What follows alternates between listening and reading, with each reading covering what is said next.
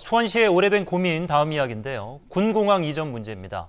화성 화홍직으로 옮긴다는 소식이 전해진 지가 벌써 몇 년이 지났는데 진척이 없다 이런 얘기가 전해지고 있습니다. 한 2, 3년 된 것 같은데 이유가 어디 있습니까?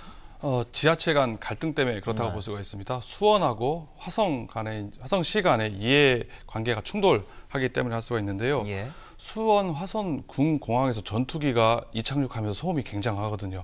그에 대한 소음 피해가 수원 시민들은 18만 6천 명, 그리고 화성시 같은 경우는 6만 6천 명가량이 소음 피해로 시달린다고 추산되는 상황입니다. 그러다 보니까 수원시하고 또 화성시하고 처음에는 같이 힘을 모아서 이 군공항을 이전하자 하고 공동으로 추진을 하게 됩니다. 네. 하지만 그 이후에 단수로 후보지 선정에 있어서 화성시의 우정읍, 화홍직으로 결정되게 되면서 화성시 입장에서는 다른 지역으로 옮기길 바랬는데 다시 화성시 관내로 옮기게 되는 일이 발생하게 되니까 입장을 조금 바꾼 거죠. 그동안의 적극적인 입장에서 소극적으로 바뀐 상황이라 할 수가 있습니다. 예.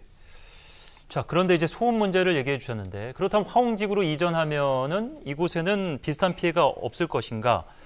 이 부분도 저거 좀 찾아봤더니 다른 지역과는 조금 다른 특수성을 가지고 있더라고요, 이 지역이요. 예. 예.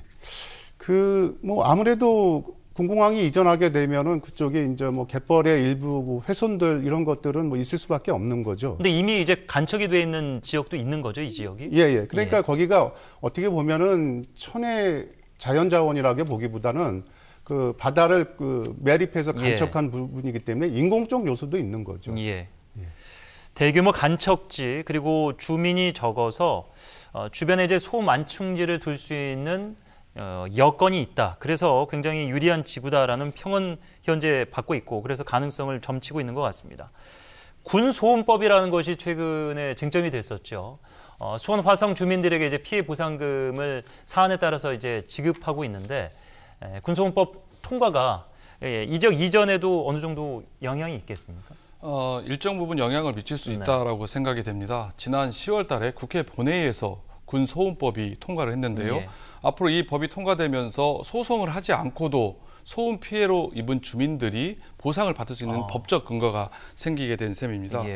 국방부 입장에서는 군사시설로 통해서 소음을 발생하게 될 경우에는 이제 보상금을 이제 법에 근거해서 줘야 되고 내년부터 본격적으로 군소음법이 시행이 되거든요. 그렇기 때문에 기존 예산보다 대폭 늘린 800억의 보상금을 지금 계상해 놓은 상태입니다.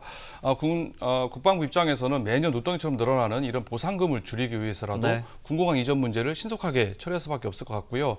변수는 지자체 간 갈등, 화성시와 수원시의 갈등이 어떻게끔 마무리되느냐, 그 갈등을 조정하느냐의 문제라 볼 수가 있는데요. 국방부 입장에서는 어떤 형식으로든 수단과 방법을 가리지 않고 갈등을 조절해서 조속하게 군공항을 이전하는 게 급선무라고 생각할 거라고 보여집니다. 예.